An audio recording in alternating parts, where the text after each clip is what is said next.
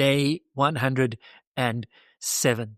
As we're reading through the book of Acts, I hope for you as much as it is for me, the names, the people, the places, they're becoming alive. As Luke is taking us on this adventure through the spread of the gospel through the known world. In Acts chapter 18, Paul, he's in Corinth. Corinth was the capital of the Roman province called Achaia, pretty much modern-day Greece.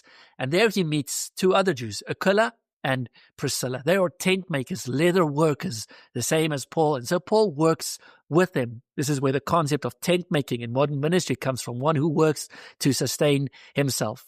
Interestingly, when Silas and Timothy arrive at a short while later, it seems from the text as if Paul then goes full-time. He is not working as a tent maker anymore. Most likely Silas and Timothy are also working to sustain their living costs.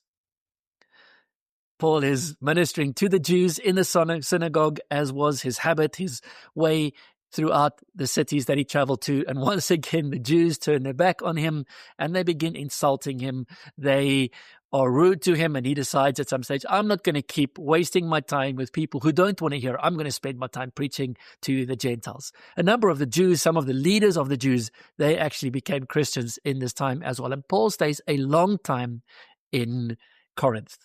Eventually, he heads off to Ephesus, and he takes Aquila and Priscilla with him. And the people in Ephesus, they're excited to receive Paul.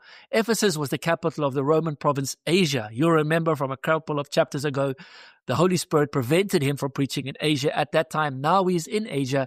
They ask him to stay. And he says he can't stay, but he'll be back. He takes a vow, most likely a Nazarene vow, a vow that is in Numbers chapter 6 in the Old Testament. It's fascinating. Go read it. And he heads from there to Jerusalem, most likely to complete the vow.